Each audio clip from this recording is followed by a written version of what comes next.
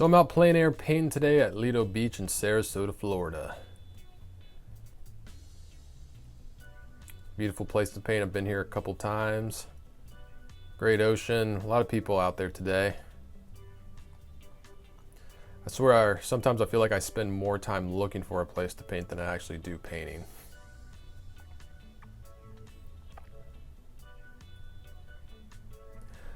Ended up finding this. I really like this. I like the way the trees are set up. The ocean's behind it. You can't really see it, but I'm gonna change that in my painting. All right, on my palette I got some titanium white, some lemon yellow, some yellow ochre, cadmium red, crimson, phthalo blue, ultramarine blue, and burnt umber.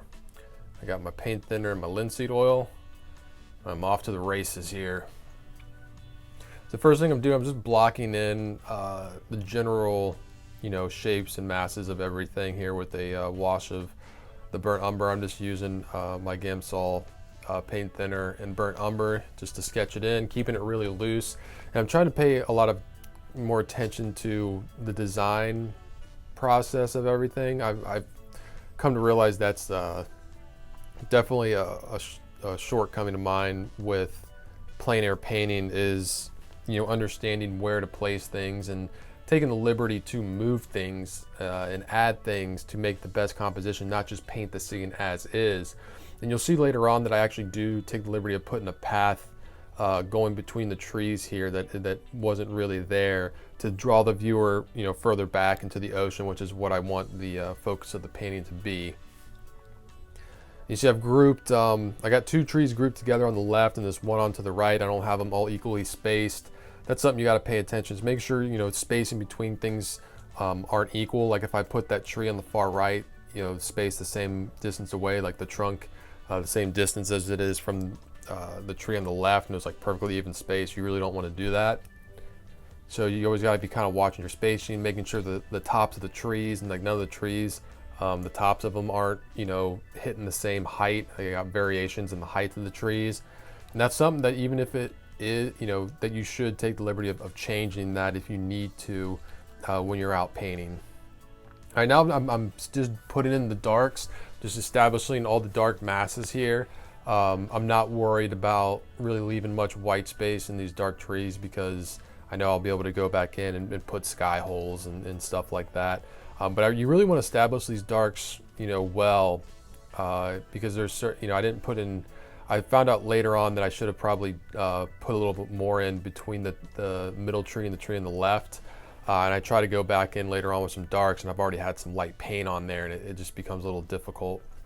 But this paint is pretty thin. It's just the paint thinner and the paint. I haven't put any linseed oil or anything like that. I want to keep it thin so that I can build over top of it. You see here I'm putting the path in that I was talking about. It's a good directional tool to bring the viewer through that gap in the trees into the ocean. That's going to be in the back there. I'm starting to put in the sky behind the trees and I'm mainly doing this just to kind of shape the trees. Now I've got the ocean, that turquoise, nice bright turquoise ocean that I want to try to make a focal point of the scene. And now I'm putting in, there were, the edges of these trees did catch a little bit of sun and it was a little bit of highlight. And I feel like the biggest mistake I see people make with trees is they paint out of the correct value zone that the tree should be in. It's very tempting to put the highlights in trees, like these bright green highlights, to make them too bright because it just kind of knocks the whole tree out of the wrong value zone. And a lot of times those highlights of the trees are not nearly as bright as you think they are. So just kind of be aware of that next time you're painting.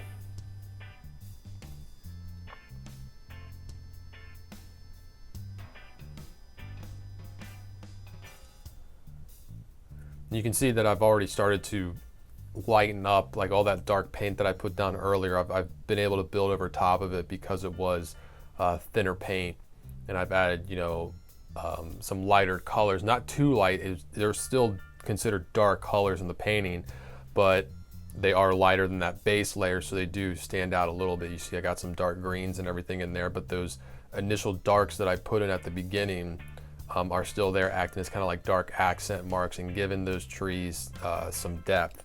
And later on I will go in and actually add in a touch more of those really dark darks in accent places within the trees.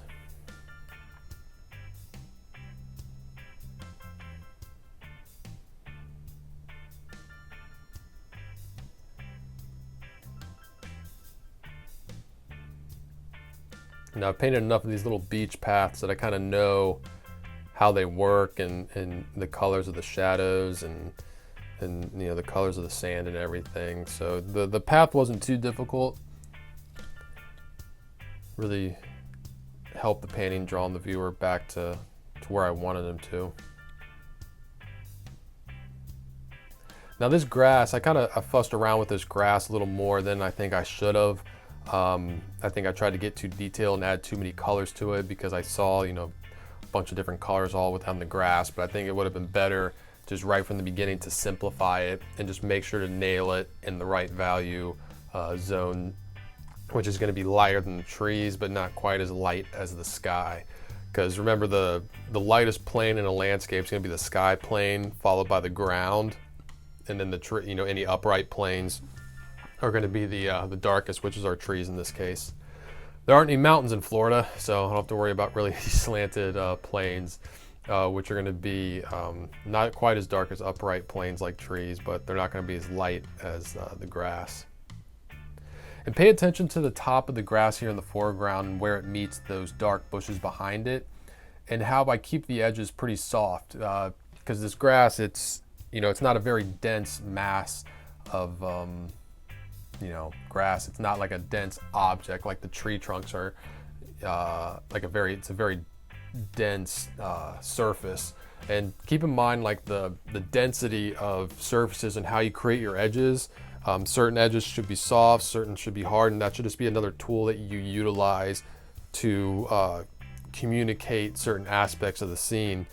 And just having this soft edge on the top of the grass here, it just helps communicate the grass a little better, I think.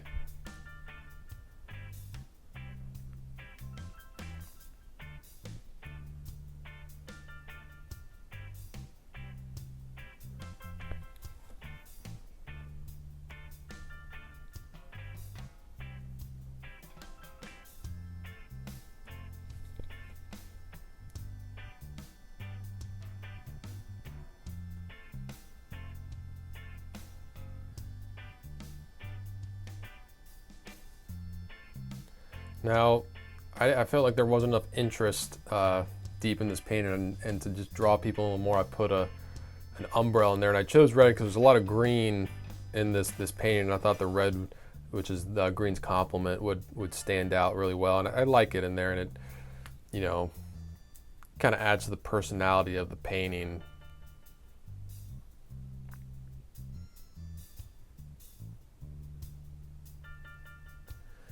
And at this point, everything is where I want it to be. Everything's pretty much in the right value zone, and I'm liking it. And this is just, this last section of the painting is just adding little final touches, going in and adding like little details, you know, into the palms here, adding, you know, the right amount of sky coming through certain sections, adding the individual, you know, leaves of the palm trees. This is the fun part of the painting, where you kind of know you got everything locked down. Working for you, and it's just the final touches here.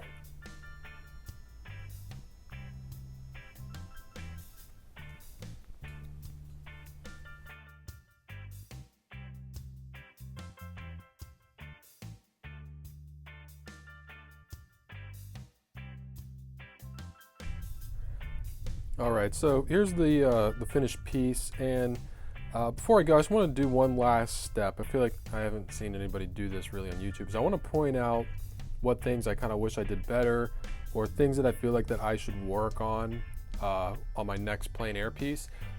Because, you know, we're never going to be perfect with a painting, but what you got to do is you got to be able to identify the parts you didn't do so well on. I can identify your weaknesses, and, you know, be aware of it so that you can correct it on your next painting. If you're not aware of the mistakes you're making, or, you know, facing them and constructing some kind of plan to not make the same mistakes, you're just going to keep making them. You're never going to really progress.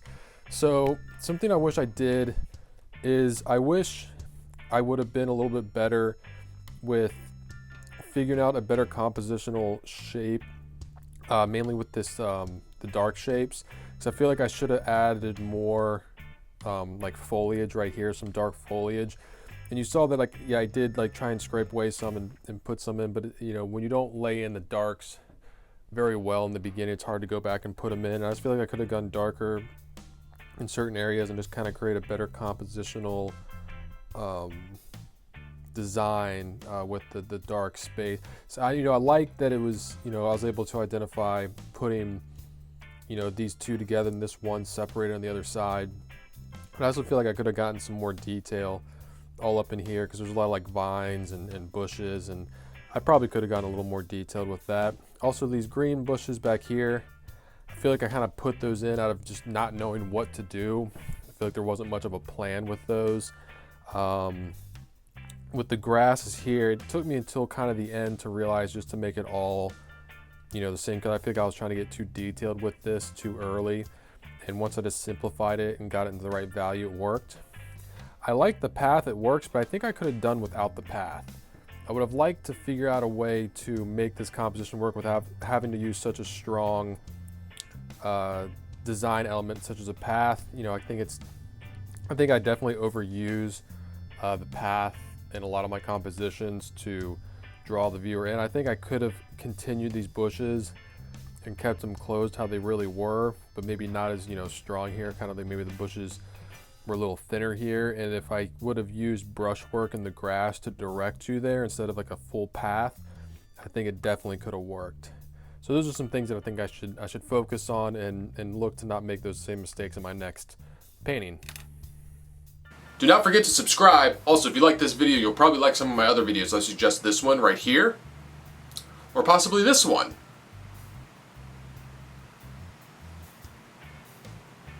My arms are getting tired.